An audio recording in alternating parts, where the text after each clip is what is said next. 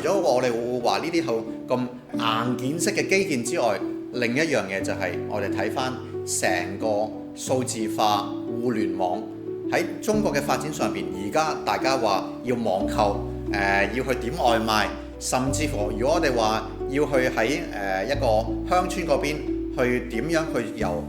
嗰邊去做一啲出產，可以通過網購，可以通過網紅，可以通過帶貨去到我哋日常家庭裏邊當中嘅時候，我哋見到成個發展係有好多嘅唔同嘅設計，係有唔同嘅一啲嘅策略，可以令到呢啲都可以係你可以話支持到農村或者係各個鄉村或者家庭佢哋嘅生活。咁當然，如果要去睇嘅時候，唔係話佢哋之前就係一路淨係去種嘢，跟住係咪就可以脫貧呢？又唔係。咁我哋亦都有另一個策略，我哋會話係1、2、3產業聯動。咩叫1、2、3產業聯動？就係第一產業就係講緊嘅，你可以話個出產係原材料或者係農作物或者係漁業。第二產業就係講去加工，可能係如我哋講緊，譬如係種咗蘋果做一個蘋果汁。跟住我哋講第三產業係通過服務業，通過一啲嘅專業，可以令到所有嘅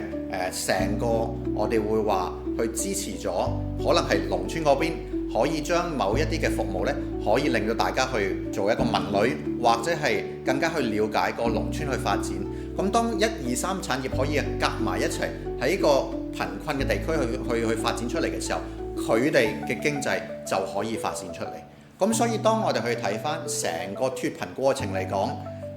我哋有好多嘅智慧放咗裏邊，而呢啲嘅智慧我哋喺未來可以繼續去參與，尤其是係去到2021年，我哋而家去到另一個新嘅階段。呢個新階段就係叫做鄉村振興。鄉村振興就係話我哋已經脫貧啦，但係我哋未來可以點樣去繼續去發展？而呢一樣嘢亦都係我會覺得